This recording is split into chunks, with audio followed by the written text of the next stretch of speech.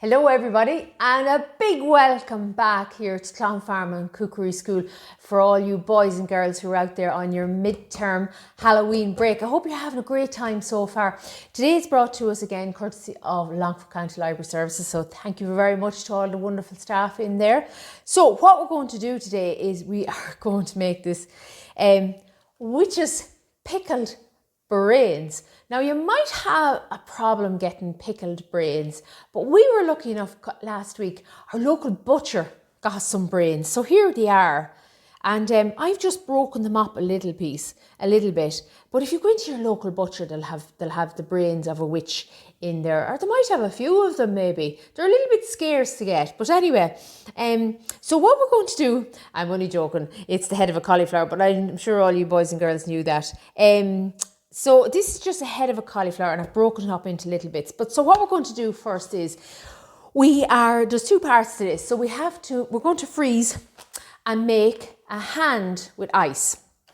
So I'm just going to use this is the rubber glove that I'm using. Okay, so you want to use a good strong one, like a one like this here now. It'd be okay, it would hold the water, but up here wouldn't be high enough. You wouldn't have enough of space to be able to seal it off here so that the water wouldn't come out while it's in the freezer. So I find the one with a longer kind of wrist arm on it here is better when you're actually freezing them. So what we do first is good rubber glove, okay? And we have some water in here, and you can use that's the packet of gloves there, just in case you're looking for them in the store, the grocery store. So I have water in here. And I'm going to put in a little bit of red food colouring. You could use green, you could use whatever you want. Or you don't have to use anything at all. So we'll just take out the spoon now. And we give it all a good mix around.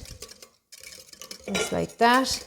And just washing it off the spoon. And that's how you colour your water. And if you had an ice cube tray now, you could put in these into your ice cube tray, this liquid. Just in there like that. So we've it all mixed up. And again, if you'd like them a little bit deeper red, I find it doesn't really go much deeper. You could put more into it, but it doesn't really go deeper. So with your glove, just now you might need an adult to hold this. Just open up the neck of it, just like that. Okay. And just before you started that, I'm going to secure the top of it with elastic bands. So you can just have them at the ready. So back between our fingers, open little mouth, and in we pour our liquid. So just be careful. As I said, you might need an adult to do this. That's it all gone in there. That's lovely. So the idea is now that we're going to freeze this. So what we do is get your elastic band and just down pretty much near the wall where the water is, not too high up on it, because the nearer you can get your band to where the water is, the more you push the water down and you'll have a more compact and solid piece. So you want to give it you have to wrap the elastic band around it lots of times, and you just might need an adult to do this, but older boys and girls won't. You'll be well able to do it. But the only thing you don't want to happen is to slip out of your hand, and then you'd have red food colouring all over the floor. That's it. And once more, you kind of keep going around until you can't really physically do it anymore. So this is my last one. So I'm going to get that top and just turn it down like this. Just like that. And it's turned down the top for me. Okay.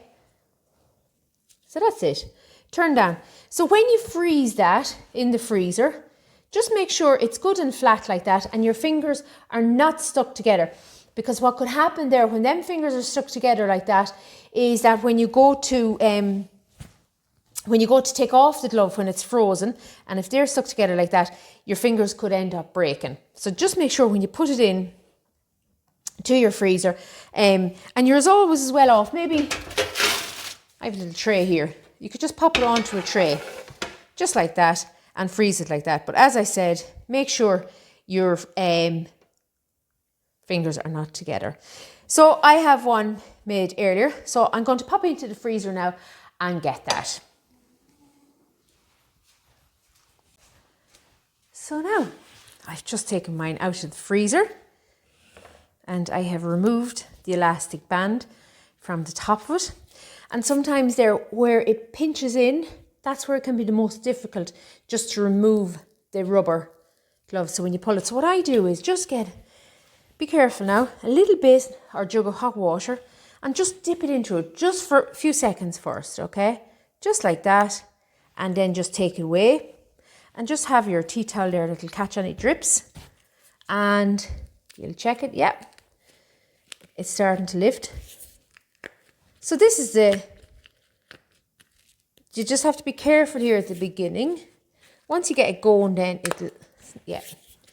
it'll slide down. So I just think I'll pop it back in for another minute there on that side. See, so it's not very long at all. You could even run it under a hot tap. So,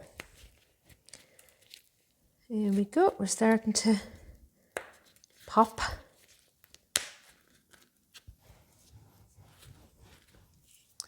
So, the easiest thing to do then is just to get a scissors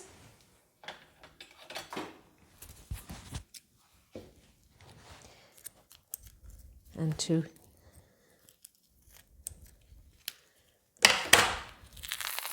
oh, this is a red or a green one. I forgot. I thought I only done red ones. So as I said, you can do any colour. So that should, now sometimes you can lose a finger, but sometimes it can kind of give to the whole experience of it too. A hand with one finger are lost. So just be careful now. Just gently. Just cut that off. I can see better what I'm doing. So even if you hold it over the water, actually, the steam can be enough.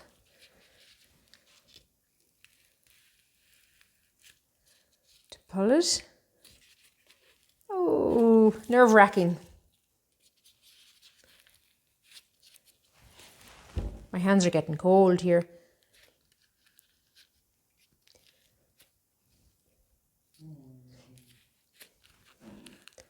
Yep, so we just hold it there for just a second.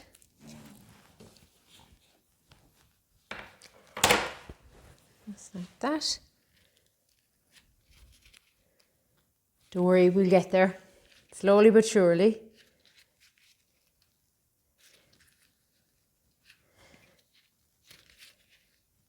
It'll get there. Yes.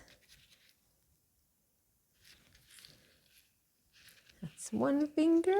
Yeah. Now, see what happened there? My two fingers kind of were very close together, so don't make the mistake that I did. And that's why it's getting it hard to come up here. But I'd say we'll get it. Just turn it on this other side.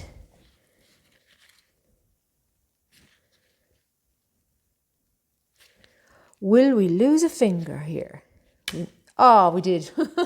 We lost a little finger, but anyway, as you can see, it adds to the appearance of it. Not to worry. Now, we'll just get rid of these and we'll keep our little finger. And I'll just pop my hand. I just let it sit in here for a minute. Okay. So now, what we're going to do is we're going to make our brew. Okay.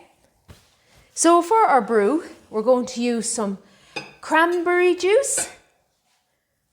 Okay, we'll pour that in there. And some, roughly half and half, 7-Up. That just gives it a little spark. So just be careful when you're pouring in your 7-Up. Don't pour it in too quickly because you want to try and keep some sparkle in the bowl. So this is lovely, witch's brew for Halloween night. You can make this up. And so the cranberry gives it the colour. So sit there. Now, I might have a little bit too much in there actually, because when I put in the hand, it'll go up.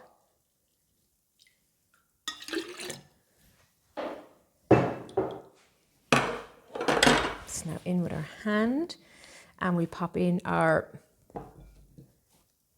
pickled brain.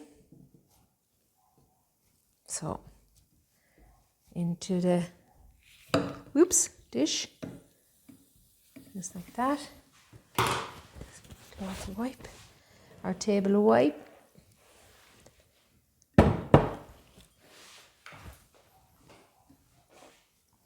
And there's the other little finger, the missing finger, floating around. And then also I have made here some